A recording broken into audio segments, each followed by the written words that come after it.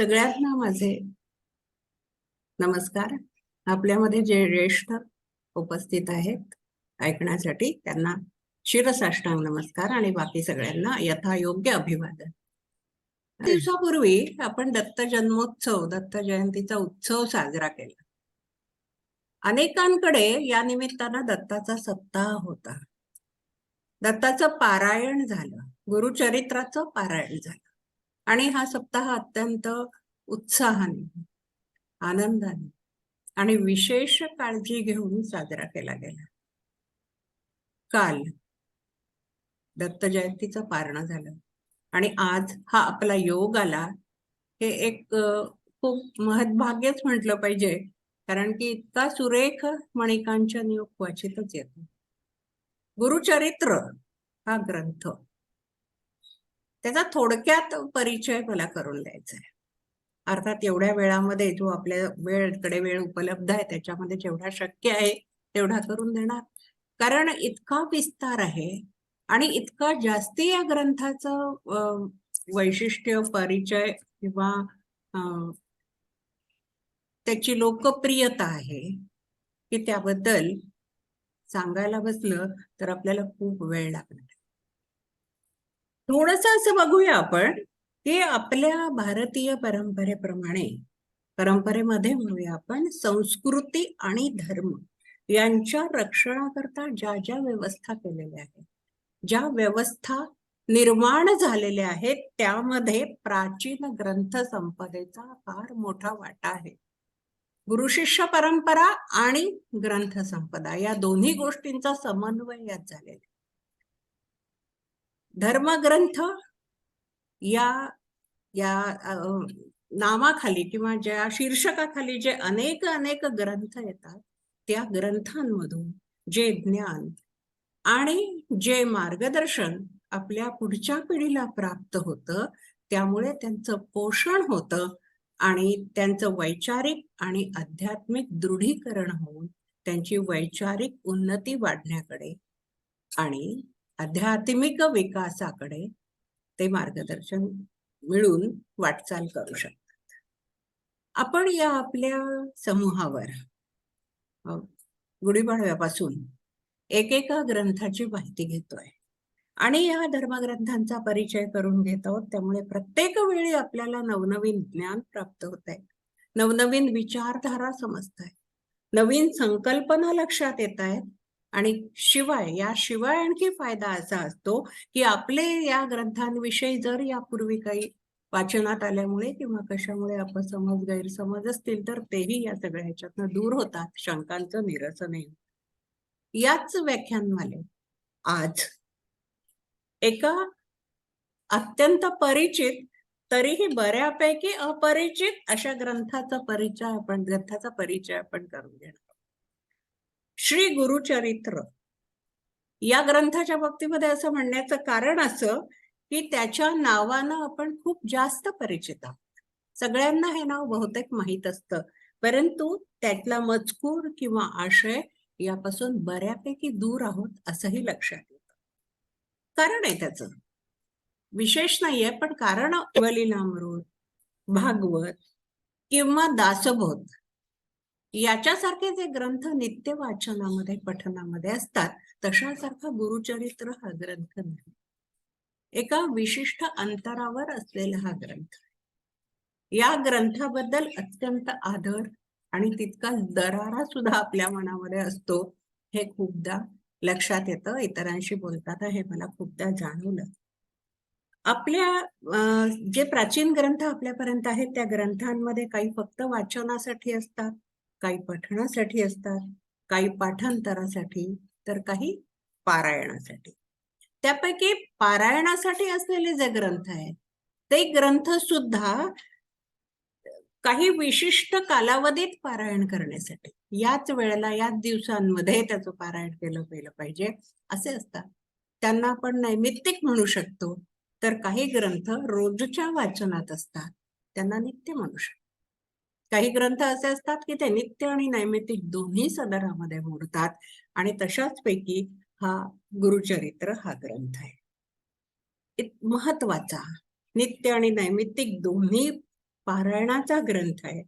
आपल्या देशामध्ये ज्या अनेक उपासना पद्धती रूढ आहे त्यापैकी दत्त संप्रदाय हा महाराष्ट्रातला फार मोठा संप्रदाय.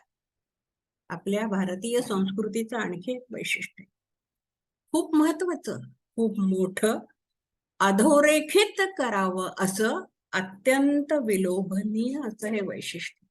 ते असं आहे की कोणत्या देशातल्या कोणत्याही व्यक्तीला तिच्या मान्यतेप्रमाणे आणि श्रद्धेप्रमाणे उपासना करण्याचं स्वातंत्र्य आहे. एकच विचार, एकच उपासना पद्धती, एकच दैवत आणि एकच ग्रंथ वाचला पाहिजे अशा तऱ्हेचं कुठलंही बंधन आपल्या देशामध्ये नाही. त्यामुळे आपल्या देशात उपासना मार्ग, श्रद्धे व्यक्ती आणि श्रद्धास्थान यामध्ये विविधता आढळते. दत्त संप्रदाय श्री गुरुदेव दत्तांची आणि त्यांच्या परंपरेची उपासना करतो. वैष्णव श्री विष्णूंच्या परंपरेची, शैव शिवाची, शाक्त देवीची, तर रामदासी श्री रामदासांची.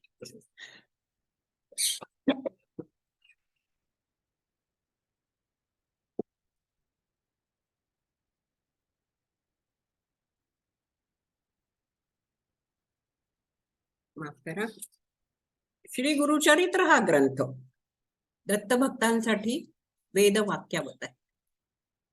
त्यापेक्षा आपण असं म्हणूया की तो त्यांच्यासाठी 5वा वेद आहे. म्हणून नेमकं या ग्रंथात काय आहे, कसं आहे आणि या पवित्र ग्रंथाचं स्वरूप काय आहे हे आपण थोडक्यात जाणून घेऊ.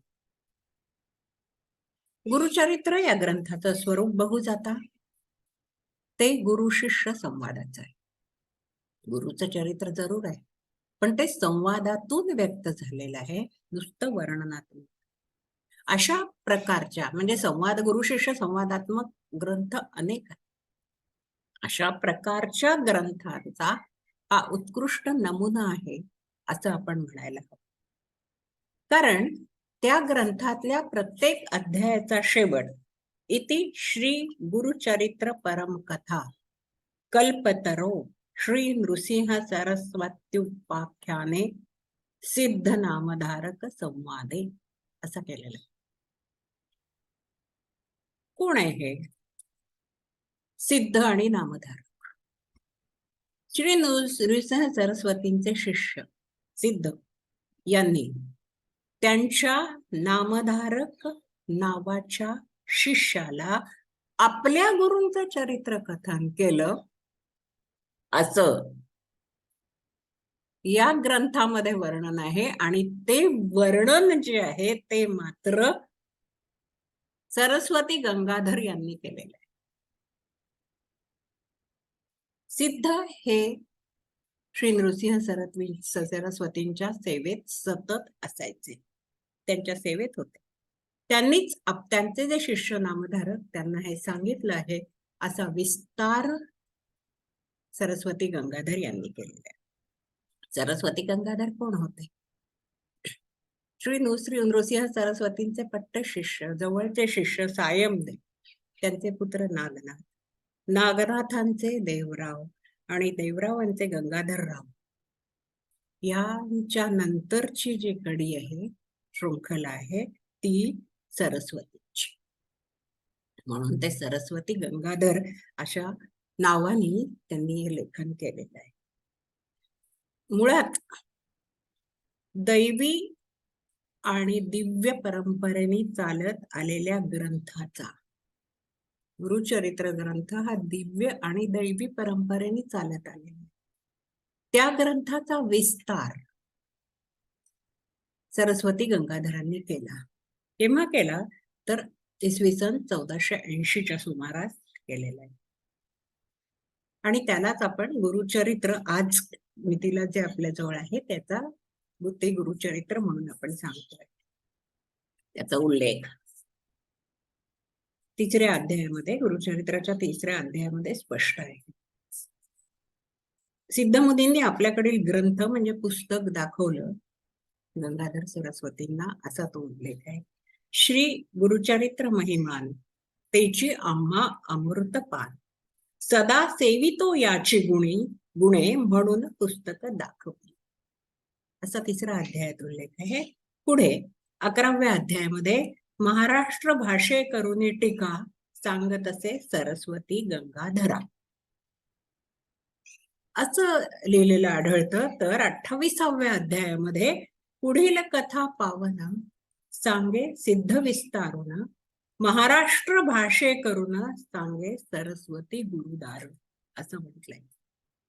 म्हणजे सिद्धमुनींजवळचा मूळ ग्रंथ संस्कृत मध्ये असण्याची शक्यता दाट आहे. सरस्वती गंगाधर हे स्वतः कानडी होते, त्यामुळे त्यांची मातृभाषा कानडे होती. गाणगापूर पासून 20 किलोमीटर अंतरावर कडगंची किंवा उत्तर कंची या गावी या ग्रंथाचं लेखन. हा मूळ ग्रंथ संस्कृत भाषेत आहे की कानडीत हे अजून याच्याबद्दलचे ठोस पुरावे संशोधकांजवळ नाही. दत्त भक्तांना हा ग्रंथ पारायणासाठी अतीव प्रिय आहे हे मात्र निश्चित. याबद्दल कुठेही दुमत नाही. या ठिकाणी थोडासा विराम घेऊन आपण पारायण हा शब्द समजून घेऊ. ग्रंथांचं पारायण करतो म्हणजे काय? पुन्हा पुन्हा पुन्हा ते ग्रंथ वाचत जात किंवा ज्या विधीने ज्या पद्धतीने सांगितलं आहे तसं वाचत जात. या पहिल्या दिवशी किती अध्याय वाचायचे, दुसऱ्या दिवशी किती अध्याय वाचायचे, या सगळ्याचे जे नियम आहेत त्या नियमांचं पालन करून आम्ही वाचतो, किंवा कधीपासून कधीपर्यंत ते संपवायचं हे करून वाचतो. हे सगळं आपल्यासाठी पारायण या शब्दाशी परिचित असलेले प्रतिशब्द किंवा आपण त्याला सामान्यपणे अर्थ असे म्हणूया. परंतु मुळात पारायण काय आहे? इतकं साधं आहे का की नुसतं भराभरा वाचत गेलं, डोळ्याकडून अक्षरं जात गेली आणि आपण म्हटलं की आमचं तर फार लवकर होतं हो पारायण, वाचून वाचून पाठ झाले. गजानन महाराजांची पोथी 2 तासात 2.5 तासात होऊन जाते असं आपण पटकन म्हणून. पण मग खरंच आपण ते पारायण करतो का, की काय करतो? पारायण हा शब्द जरा समजून घेऊया का. पारायण शब्दाची फोड किंवा त्याचा विग्रह म्हणूया जो केलेला आहे तो आ अधिक परा अधिक आयण असा आहे. आ हे नारायणातला स्वर, नारायणातली स्वरशक्ती, नारायण याच्यातली स्वरशक्ती म्हणजे आ. आपल्या परा म्हणजे आपल्या शरीरातील परावाणी. आपल्याला वाणी माहिती आहे, त्यापैकी आपल्या नाभीजवळ जी श्रेष्ठ वाणी स्थिर असते, जिचा शाब्दिक भाषेशी फारसा संबंध नसतो, अशी ही वाणी म्हणजे परावाणी. आणि आयण म्हणजे येण. पारायण म्हणजे आत्मपरायण तत्वाची अभिव्यक्ती होय. नाभीपाशी असलेली वाणी जी आहे तिचं आवाहन करायचं, तिला बोलवायचंय, तिला व्यक्त व्हायला सांगायचंय. म्हणजे नारायणाच्या परावाणीचं आवाहन म्हणजे पारायण. श्री गुरुचरित्र हे शब्द ब्रह्म आहे. ह्या सगळ्याची जाणीव होऊन ज्या वेळेला हा पाठ म्हणजे हे पारायण अंतर्मुखी होऊन केला जातो, तेव्हा व्यक्तीची, पारायण करत्याची आध्यात्मिक उन्नती होते. आणि ज्या वेळेला संकल्प करून कुठल्या तरी काम्य इच्छेने, भावनेने बहिर्मुखी होऊन त्याचा पाठ केला जातो, तेव्हा इहलौकिक वैभव प्राप्त होतं. असं या पारायणाचा अर्थ आहे. आणि असा हा शब्द पारायण म्हणून आपल्यासाठी. काही उपासना म्हणून मग टेंबे स्वामींनी आपल्याला या ठिकाणी म्हटलंय, टेंबे स्वामींनी एका ठिकाणी सांगून ठेवलेलं आहे की या ग्रंथात जर दुसरी काही उपासना करणं शक्य झालं नाही तरी या ग्रंथातल्या गुरुचरितातल्या किमान 5 ओव्या तरी नित्य वाचनात असू द्या. या दोन्ही गोष्टींचा अर्थ लक्षात घेऊन त्यांनी या ग्रंथात पारायणासाठी असलेल्या किंवा वाचनासाठी असलेल्या या ग्रंथात एकूण 52 अध्याय आणि ओवी संख्या 7411 इतकी आहे. या सर्व अध्यायांची विभागणी वेदांच्या मांडणीप्रमाणे आहे. वेदांमध्ये जशा पद्धतीने विभागणी आहे वेदांची, तशीच ज्ञानकांड, कर्मकांड आणि भक्तिकांड अशी ही विभागणी आहे. जरी अशी विभागणी केलेली असली पारायणकर्त्यासाठी किंवा ज्यांनी लेखन करताना चरित्र सांगत असताना केलेली असली, विचारवंतांनी केलेली असली, तरी त्यामध्ये ज्या कथा आलेल्या आहेत, जी आख्यानं आलेली आहेत, त्या आख्यानांमध्ये मात्र या तिन्ही मार्गांचा सुरेख समन्वय साधला गेला. या तिन्ही याचा समन्वय, हे तिन्हीचं एकत्रीकरण याच्यामध्ये साधलेलं आहे. आणि उपासनेसाठी, कोणत्याही उपासनेसाठी, मग ती ज्ञानाची असो उपासना, ज्ञानमार्गाने केलेली असो, कर्ममार्गाने केलेली असो किंवा भक्ती मार्गाने केलेली असो, त्या उपासनेसाठी गुरुचं मार्गदर्शन परम आवश्यक आहे, हे इथे प्रतिपादन केलं. गुरुचरित्र, गुरु शब्द महत्वाचा.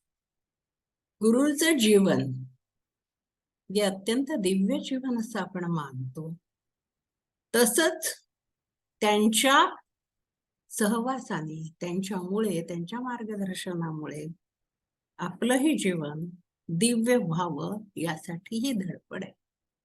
अर्थात हे जीवन सुरुवातीच्या काळामध्ये ठीक आहे की अहिक गोष्टींसाठी असेल, पण अहिक गोष्टींची मागणी करण्याचा किंवा अहिक गोष्टींमध्ये रमण्याचा आपल्या आयुष्यात एक काळ असतो. तो काळ निघून पुढे गेलो की आपण याच्या पलीकडे नको अहिकाचा नाथा व्यर्थ बडीवार, हे आपल्या मनात आपोआप येतं. आणि मग हा बडीवारा नको म्हटल्यानंतर आपण आत्मिक सुखाकडे, आत्मिक आनंदाकडे वळतो. आणि त्यासाठी गुरूंचं मार्गदर्शन कसं अनिवार्य आहे याचं सुरेख शब्दात आणि ओघवत्या भाषेत सुंदर चित्रण या संपूर्ण ग्रंथामध्ये केलेलं. भक्ती मुक्ती परमार्थ, जे जे वांछिले मनात, ते ते साध्य होय त्वरित गुरुचरित्र ऐकता, अशी ही या ग्रंथाची महती आहे. श्री दत्तात्रय, गुरुचरित्र म्हटलं की श्री दत्तात्रय, त्याशिवाय दुसरं नावच नाही. दत्त हे नाव आपल्याला परमेश्वराने दिलेलं आहे. दत्त आहे ते दिलेलं आहे, आणि ते नाव आपल्याला पुन्हा त्याच्यापर्यंत नेण्याचं काम करायचं. श्री दत्तात्रय हे योग आणि मंत्र सामर्थ्याचे प्रवर्तक मानले जातात. ते प्रवर्तक आहेत त्याचे, योग सामर्थ्य आणि मंत्र. त्रिपुर सुंदरीची उपासना ही दत्तात्रेयांनी दिलेली आहे. ते मंत्र सामर्थ्य आणि योग सामर्थ्य सगळेच योगी हे त्यांच्या चरणी असतात, त्यावरून त्यांचं योग सामर्थ्य माहिती आहे. ते कारण ते प्रवर्तक आहे, त्यांनी ते निर्मित केलेलं आहे. या दोन्ही शास्त्रांचं सामर्थ्य जे त्यांच्याजवळ होतं, योग आणि मंत्र याचं, तेच त्यांचे अवतार स्वरूप असलेले स्वामी श्री वल्लभ आणि श्री नृसिंह सरस्वती यांच्यामध्ये तितकंच आहे. आणि त्या दोघांच्या लीलांचं वर्णन गुरुचरित्रात आहे. मानवी कल्पनेला अगम्य असणाऱ्या सामर्थ्यपूर्ण कार्याचं स्वरूप त्यात असल्यामुळे ते चमत्काराप्रमाणे भासतं. चमत्कारावत वाटतं, चमत्कारासारखं वाटतं म्हणूनही असेल कदाचित, पण या ग्रंथातल्या कृतींना चमत्काराचं रूप आलेलं आहे. आता त्यांना चमत्कार म्हणणं कितपत योग्य आहे याचा विचार जाणकारांनी अवश्य करायला पाहिजे, कारण योगविद्येचं आणि सिद्धमंत्रांचं सामर्थ्य सामान्य बुद्धीच्या आकलन कक्षेत येणं जरा कठीणच आहे. सामान्य बुद्धीच्या माणसाची, सर्वसामान्य माणसाची सुद्धा प्रत्येकाचीच आकलन क्षमता, आकलन कक्षा मर्यादित आहे.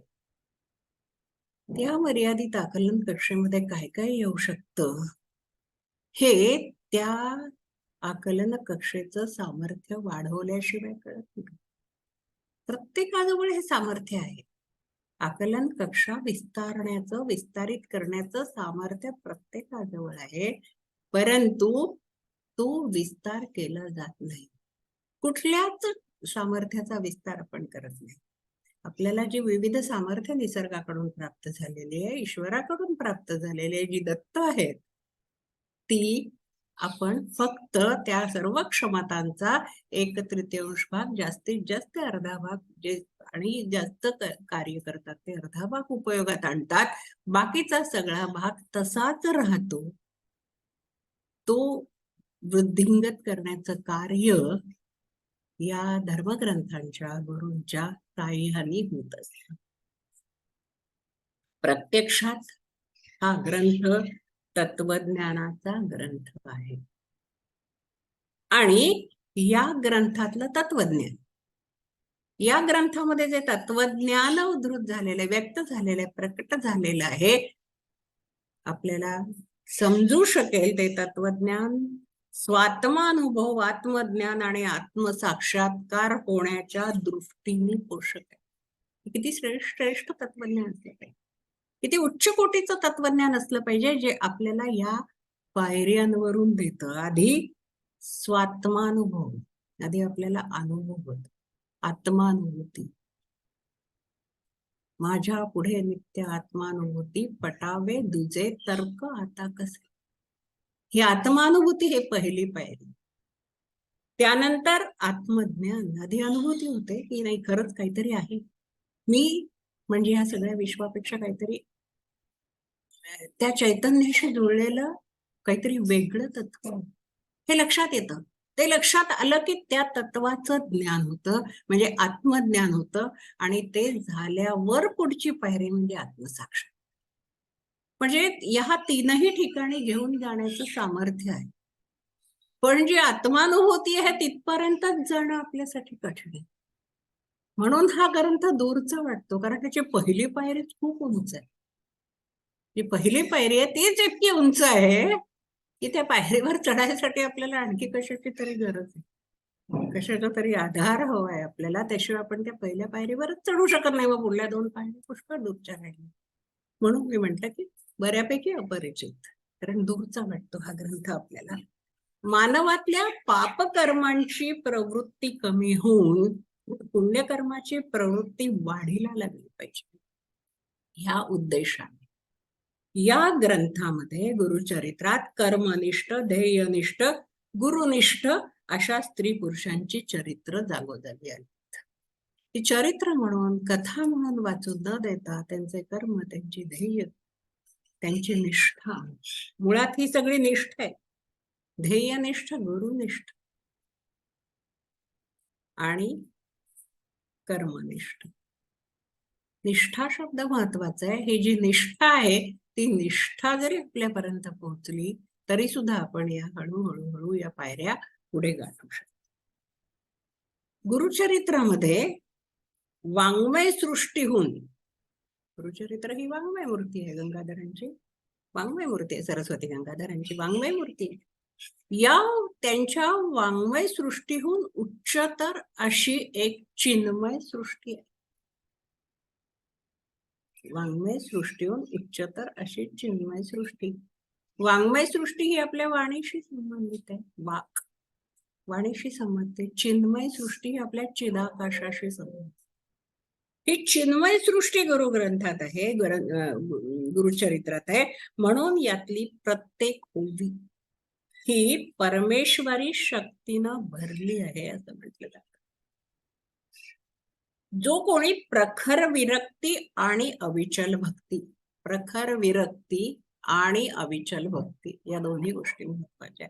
जो कोणी प्रखर विरक्ती आणि अविचल भक्तीने या दिव्यग्रंथाचे पारायण करेल, त्याचा प्रपंच आणि परमार्थ दोन्ही सुखाचे होतील, हे त्रिवार सत्य मानलं जातं. म्हणूनच हा ग्रंथ सिद्ध मंत्र मानला जातो.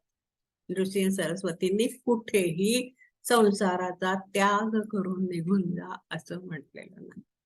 कोणत्याच श्रेष्ठ संतांनी, कोणत्याच मानवाला हे सगळं सोडून तुम्ही जंगलात कुठेतरी रानावनात जा आणि तिथे स्वतः पुरतं काहीतरी प्राप्त करा असं म्हटलेलं नाही. पारायण करताना या सिद्ध मंत्राची अनुभूती आल्याशिवाय राहा. अर्थात भक्ती, निष्ठा आणि विरक्ती या गोष्टी असायला पाहिजे. विरक्ती ही बाह्य गोष्टींची नव्हे, मनातून जे ज्या आपल्याला आसक्तीत अडकवून ठेवणाऱ्या गोष्टी आहेत त्यापासून विरक्ती, हा त्यातला महत्वाचा आशय आहे. आणि याची पुष्टी देण्याकरता आपण बघितलं तर थिओसॉफिकल सोसायटीचे अध्यक्ष डॉक्टर ॲनी बेझंट ज्या परकीय होत्या, थिओसॉफिकल सोसायटीच्या अध्यक्ष होत्या, त्यांनी गुरुचरित्राबद्दल एके ठिकाणी लिहिलंय, गुरुचरित्राची एक एक ओवी म्हणजे एक एक सिद्ध मंत्र असतो. गुरुचरित्राची एक एक ओवी म्हणजे एक एक सिद्ध मंत्र असून त्याच्या उच्चारानं उत्पन्न होणारे चिदाकाशातले कंप म्हणजे अत्यंत कल्याणकारक असे विकसित रंगाचे चिदाकार किंवा विचार लहरी होत. या इतर कोणत्याही उच्चारांच्या लहरीहून फारच प्रभावी असतात. असे ही गोष्ट दिव्य दृष्टी, कंपन लहरी आणि सप्तशदी या दिव्य ग्रंथातील मंत्रांमुळे निर्माण होणाऱ्या लहरी यासारख्याच रंगाच्या व आकाराच्या असतात, हे प्रयोगानं सिद्ध झालेलं आहे. प्रयोग करून प्रयोगांती सिद्ध केलेलं आहे. त्यांनी वापरलेले शब्द जे आहेत त्याच्याशी थोडासा आपण परिचय करून घेतला तर आपल्याला याचे अर्थ समजेल. चिदाकाश, त्यामध्ये निर्माण होणारे कंपन, त्या कंपनांचे रंग आणि आकार, या सगळ्या गोष्टी या शेवटी गहन आहे. थिओसॉफिकल सोसायटीचेच आहेत, त्याच्यामुळे या गूढ गोष्टी आहेत, या समजून घेण्याची ही जागा नाही आणि त्या आपल्याला वेगळ्या पद्धतीने कधीतरी समजून घ्याव्या लागतील.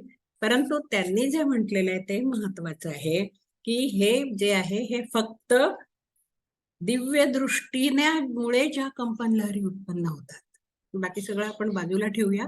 आपण दोनच गोष्टी लक्षात घेऊया की ह्याच्यातल्या एकेका ओबीच्या उच्चाराने जी ज्या कंपन लहरी उत्पन्न होतात त्या कंपन लहरींची तुलना दिव्य दृष्टीमुळे उत्पन्न होणाऱ्या कंपन लहरींबरोबर आणि सप्तशती या दिव्य ग्रंथातल्या मंत्रांमुळे होणाऱ्या कंपन लहरींबरोबर केलेली आहे. त्या तशाच आहे, तितक्यात श्रेष्ठ आहे असं मानलंय. म्हणजे गुरुचरित्राची श्रेष्ठता आपल्याला या ठिकाणी पडते.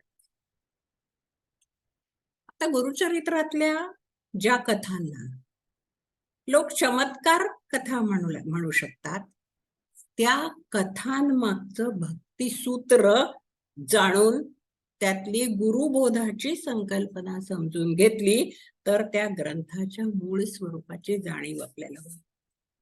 गुरुसेवेशिवाय गुरुकृपा होणं शक्य नाही आणि गुरुसेवेसाठी दृढ गुरुनिष्ठा असावी लागते. गुरुकृपेसाठी साधना असावी लागते. निष्ठा आणि साधना या दोन गोष्टी अत्यंत महत्वाच्या आहेत. संपूर्ण समर्पणाशिवाय कुठलीही निष्ठा बसत नाही आणि संपूर्ण समर्पणाशिवाय साधनाही होऊ शकत. गुरुच्या मार्गदर्शनाशिवाय ईश्वर दर्शन शक्य नाही. एकटा मनुष्य ईश्वरापर्यंत पोहोचू शकत नाही, गुरुचं मार्गदर्शन आवश्यक आहे. आता तो गुरु या जन्मातला असो मागचा असो, मागच्या जन्मी जर त्याने तुम्हाला दीक्षा देऊन दृढ करून इथं पाठवला असेल तर इथं दुसऱ्या मानवी गुरुची आवश्यकता नाही. तुमच्या मनात, तुमच्या हृदयात जो तुमचा गुरु आहे, हृदयस्थ नारायण आहे, तोच तुम्हाला मार्गदर्शन करणार आहे. परंतु गुरुच कुठल्या ना कुठल्या स्वरूपातल्या गुरुचं आवश्यक आहे मार्गदर्शन. म्हणून मग गुरु गोविंद दोऊ खडे काको लागू पाव, बलिहारी गुरु आपने गोविंद दियो बताय, हे कबीरांचं म्हणणं या ठिकाणी पटतं. कारण गुरूंच्या शिवाय, मार्गदर्शनाशिवाय आपण पुढे जाऊच शकत नाही. गेलो तरी ते अनेक हळूहळू जाऊ पण कदाचित, पण त्यासाठी जी अनेक वर्षांची साधना लागते अनेक कष्ट कंटकाचे मार्ग असतील, त्या सगळ्यांमध्ये गुरुची साथ असणं, त्यांचं बरोबर असणं हे किती महत्वाचं आहे हे या कथांमधनं समजतं. या ज्या सगळ्या कथा आहे गुरुचरित्रातल्या महत्वाच्या सगळ्या कथा आहेत, त्या सगळ्या कथांचा विचार करू जाता हे आपल्याला समजतं. आता आपल्याला इथं तेवढा अवकाश नाही की आपण त्या सगळ्या कथांचा परामर्श घेऊ. एका दिवसाचं कामच नाही आहे, एका तासाचं तर नक्कीच नाही. पण हे नक्की आहे की गुरुचरित्राच्या कथांबद्दल एक उत्सुकता निर्माण झाली तर आपण त्यानंतर त्या वाचू नक्कीच शकतो आणि समजून पण घेऊ शकतो. आणि नंतर वाचल्या तर ह्या सगळ्या पार्श्वभूमीच्या आधाराने समजून घेऊ शकू किंवा जेव्हा ऐकू तेव्हा. त्यामुळे त्या आणखी जास्त चांगल्या उलगडतील, यापूर्वी उलगडल्या असतील त्यापेक्षा. गुरुचरित्रात अनेकांना दुःख आणि संकट यातून मुक्त होण्याचा उपासना मार्ग सांगितला आणि तितकंच महत्वाचं आध्यात्मिक मार्गदर्शन सुद्धा केलेलं. त्यामुळे प्रापंचिकांचं जीवन आणि पारमार्थिकांसाठी मार्गदर्शन या दोन्हींचा सुंदर मिलाफ या ग्रंथाचा. दोन्ही गोष्टींचा अत्यंत सुरेख असा मिलाफ झालेला आहे. पठण, चिंतन, मनन यापैकी काहीही घडलं तरी त्याची योग्य फलश्रुती देणारा ग्रंथ म्हणून या ग्रंथाची गणना केली. श्री गुरुवाक्य मम मज कामधेनु, श्री गुरुवाक्य मज कामधेनु ही या ग्रंथाच्या कर्त्याची भूमिका असल्यामुळे सर्वत्र गुरूंचा महिमाच या ग्रंथात व्याप्त आहे. श्री नृसिंह सरस्वती हे जरी या ग्रंथाचे नायक असले तरी, म्हणजे या ग्रंथाचे नायक श्री नृसिंह सरस्वतीच आहे, तरी त्यांचा जो पूर्वजन्म आहे श्री स्वामी श्री श्रीपाद वल्लभ श्रीपाद श्री वल्लभ यांच्या चरित्रातले काही ठळक प्रसंग सुद्धा उलगडून दाखवतात. या ग्रंथातल्या पहिल्या 5 ते 10 अध्यायांपर्यंत श्रीपाद श्रीवल्लभांचं रेखाट. आणि विशेष म्हणजे या ग्रंथाशिवाय अन्य कुठेही ते सापडत नाही असं म्हटलं जातं. याच एका ग्रंथात त्यांचं रेखाटन व्यवस्थित केलं गेलं. त्यानंतर पुढे श्री नृसिंह सरस्वतींचे सविस्तर जीवनचरित्र 11व्या अध्यायापासून 51व्या अध्यायापर्यंत आलेलं आहे. तेच मुख्य आहेत याच्यामध्ये, या गुरुचरित्रामध्ये. म्हणून त्यांचं सविस्तर असं चरित्र आहे. जन्मतः ज्यानं प्रणवाचा उच्चार केला, जन्मतः ज्यानं प्रणवाचा ओंकाराचा उच्चार केला असं एक बालक स्वतःच्या वर्तबंधापर्यंत मूक होतं, बोलत नव्हतं, बोलू शकत नव्हतं असं नाही, बोलत नव्हतं, काहीच बोलत नव्हतं. त्यानंतर मात्र एक चतुर्वेदी विद्वान म्हणून सर्वांच्या समोर आलं. हे जसं आश्चर्य आहे, तसंच त्याच्याबरोबर आणखी एक जी महत्वाची घटना घडली ती म्हणजे त्यांनी त्या क्षण आपल्या मातेकडे संन्यास ग्रहण करण्याची अनुमती मागितली. ही जी अनुमती मिळाल्यानंतर ते जे एकदम 20 वर्षांनीच लोकांसमोर व्यक्त झाले, प्रकट झाले, ते विदर्भात असलेल्या कारंजा या स्थानी नृसिंह स्वरूपाच्या स्वरूपातच ते बालक प्रकट झाले. हे सगळं वर्णन जे या ग्रंथामध्ये अत्यंत रोमांचक आहे. काटा उभा राहतो ऐकताना, वाचताना. श्री नृसिंह सरस्वती यांनी कृष्णा नदीच्या तीरावर असलेल्या औदुंबर क्षेत्री एक चातुर्मास तपस्या केली, तप केलं. पुढे कृष्णा आणि पंचगंगा या नद्यांच्या संगमावर एक तप, सुरुवातीला मी एक तप सांगितलं का, ते नको, ते एक चातुर्मास तप केलं. एक चातुर्मास तप केलं आणि त्यानंतर कृष्णा आणि पंचगंगा या संगमावर एक तप आणि भीमा आणि अमरजा या नद्यांच्या संगमावर 2 तप, म्हणजे 24 वर्ष तपस्या. या कालावधीमध्ये ज्या घटना घडल्या त्या सगळ्या या मध्ये येतात, आपल्याला वाचायला मिळतात, ऐकायला मिळतात. त्यानंतर सरते शेवटी अंतिमतः म्हणूया आपण, श्रीशैल पर्वताच्या जवळ पाताळगंगेच्या कुशीत असलेल्या कदली वनात ते अदृश्य झाले. अदृश्य झाले म्हणजेच सूक्ष्म देहाने ते वास्तव्य करून आहेत असं आपण म्हणायला हवं. श्री नृसिंह सरस्वती हेच पुढे सिद्धरूपाने अवतीर्ण झाले आणि त्यांचे शिष्य म्हणजे नामधारक हे सरस्वती गंगाधरांच्या रूपाने प्रकट झाले असं मानलं जातं. ही ठाम संकल्पना संप्रदायाच्या लोकांच्या मनामध्ये आहे. भीमा आणि अमरजा या नद्यांच्या संगमावर 1 महिन्याच्या वास्तव्यात त्यांनी सिद्ध आणि नामधारक यांच्या संवादाच्या स्वरूपात हा ग्रंथ सिद्ध केला सरस्वती गंगाधरांनी. या ग्रंथाची उपासना 3 प्रकारांनी झाली. एक म्हणजे नियमित, रोज नित्य, दुसरी सप्ताहाच्या रूपानं आणि तिसरी म्हणजे लेखन स्वरूप. एखाद्या ग्रंथाचं लेखन करणं ही त्या ग्रंथाची उपासनाच असते. त्या ग्रंथासाठी केलेली ती एक साधना. पारायण स्वरूपात केलेली उपासना काम्य मानलेली असल्यामुळे तिची फलश्रुती ही महत्वाची आहे, ती पण मानली गेली. आध्यात्मिक मार्गदर्शन आणि प्रापंचिक दुःख आणि संकटाचं निरसन या गोष्टी कशा कशा होतील याचं विवेचन या ग्रंथात तर आहेच.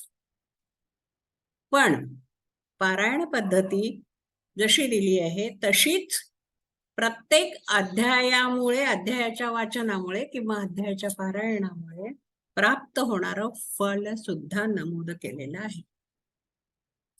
हा ग्रंथ जरूर काव्यमय आहे, त्यात काव्य आहे पण ते पंडिती नाही, निवेदन आहे, केवळ प्रतिपादन नाही, प्रतिभा विलासाचं प्रदर्शन नाही आणि अद्भुताचं आकर्षणही नाही.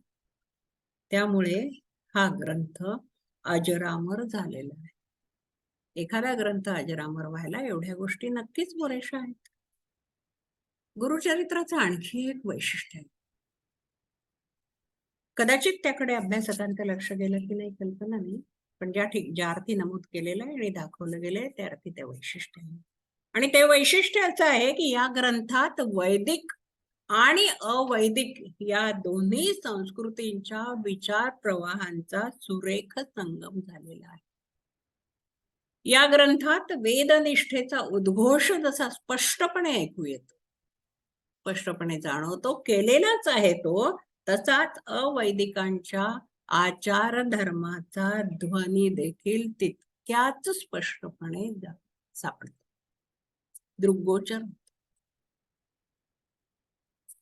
लिंगपूजा ही अवैदिकांची, भस्मलेपन, रुद्राक्ष धारण, वृक्षपूजा हे आचारही त्याच परंपरेत.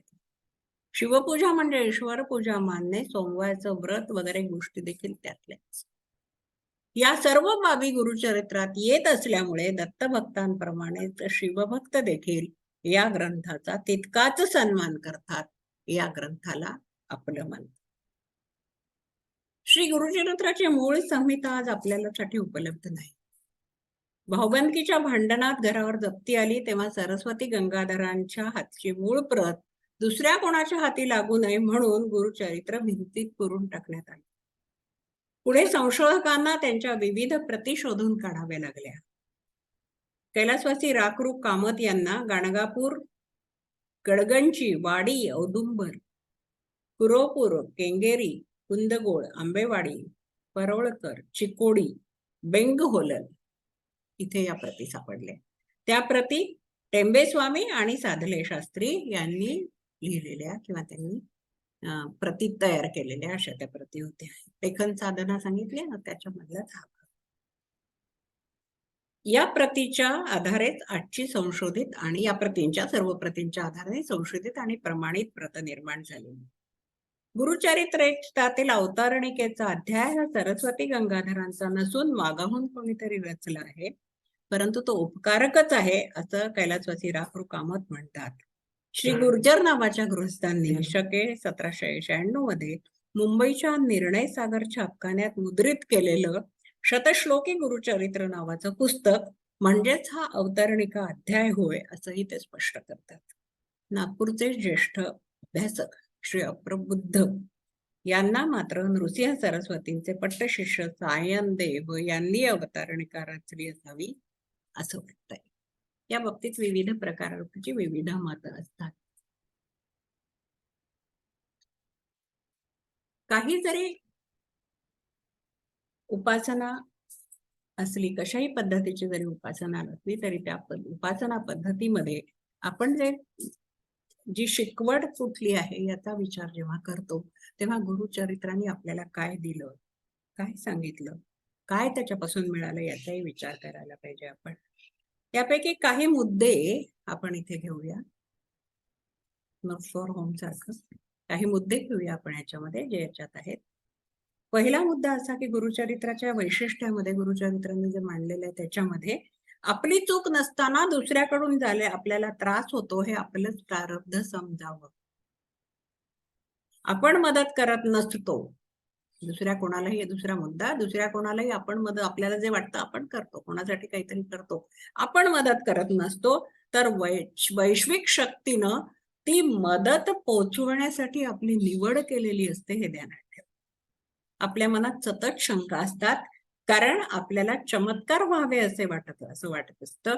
ही शंका जाऊन ठाम श्रद्धा आली की आपलं मन त्यापासून स्वच्छ होतं.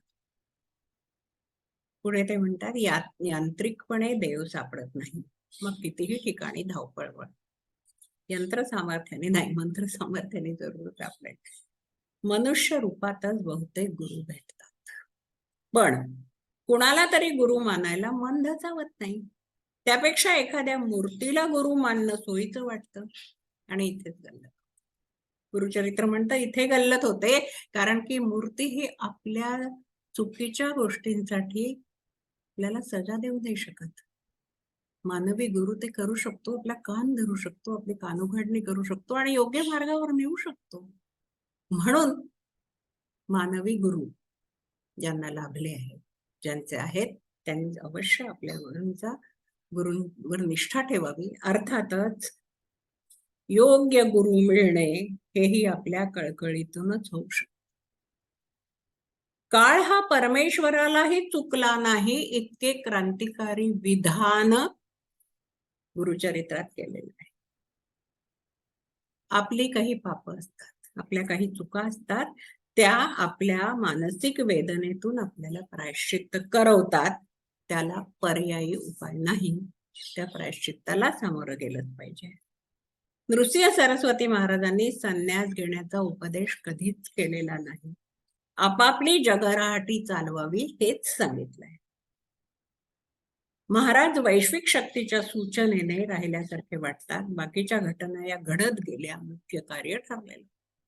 एका कामाकडे फोकस होता, ते काम करायचं हे नक्की ठरलं होतं, बाकीच्या गोष्टी त्याच्या अनुषंगाने घडत.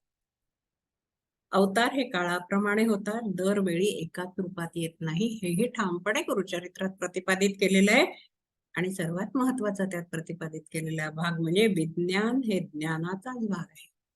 अध्यात्म हा पाया आहे, पण जगराहाटी ही आपल्याला नेमून दिलेल्या कामातून आपल्याला पुढे नेत असते. त्यामुळे आपले पात्र जे आहे, आपली जी भूमिका आहे ती आनंदाने निभवावी.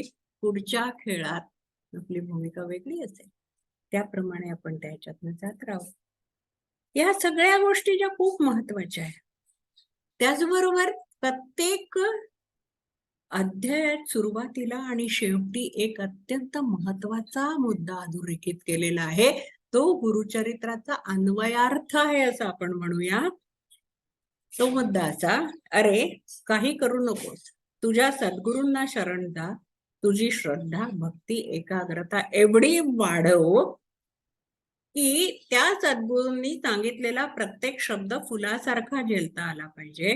कदाचित त्या फुलात काटे असतील, ते तुला टोचतील, तरी सुद्धा तू तक्रार करू नकोस, कारण ते काटे सुद्धा तुझ्या अंतिम हितासाठीच असतात. गुरुचरित्राचं पठण करणाऱ्या प्रत्येकानं आत्मशोधन करायला हवं की नेमकं कशासाठी हे पठण आपण करतो, आपला नेमका हेतू काय आहे. तो शाश्वत आणि भव्य स्वरूपाचा आहे की संकुचित आणि अशाश्वत आहे. हे आत्मशोधन नित्य पठणाआधी भक्त करू शकला तर श्री गुरुचरित्राच्या वाचनातून त्याला त्याच्या प्रगतीचा मार्ग आपोआप उलगडला जाईल, नव्हे तर सद्गुरु तत्वाकडून त्याची काळजी घेतली जाईल हे निश्चित. आपल्या पूर्वकर्माच्या प्रतिक्रिया ज्या दिवशी संपतील त्या दिवशी आपण आपले सद्गुरु आणि परमात्मा एकच होऊन जाऊ. पण तत्पूर्वी आपणच लावलेली पापाची बीज भोगून संपवावी लागतात.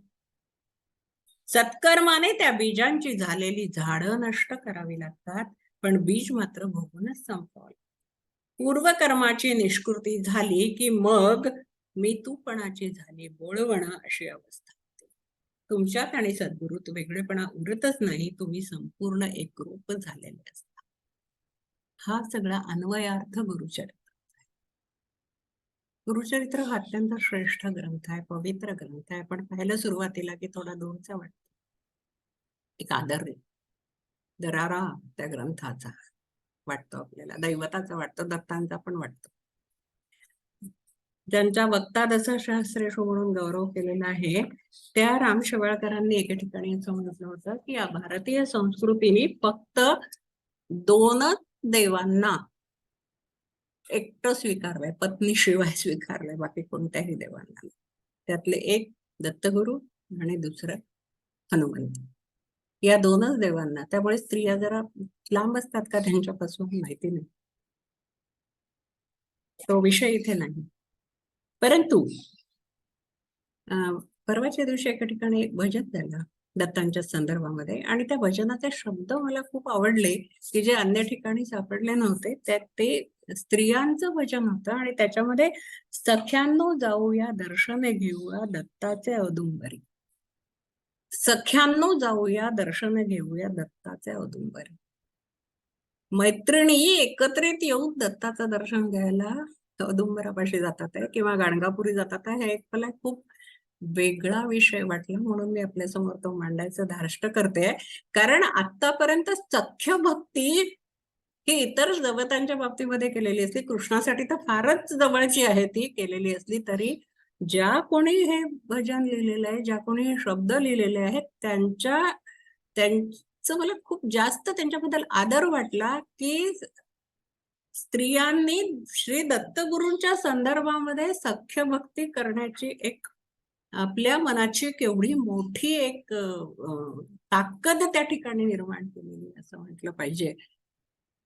कारण की श्री दत्त हे अत्यंत कठोर दैवत, म्हणजे काही पुढे एवढं तेवढं चुकलं तर चालणार नाही वगैरे अशी समजूत असलेलं दैवत आपल्या समोर उभं केलं गेलंय. कसं उभं झालंय, काय झालंय आपल्याला माहित नाही, परंतु हे समाजामध्ये ते उभं झालेलं आहे.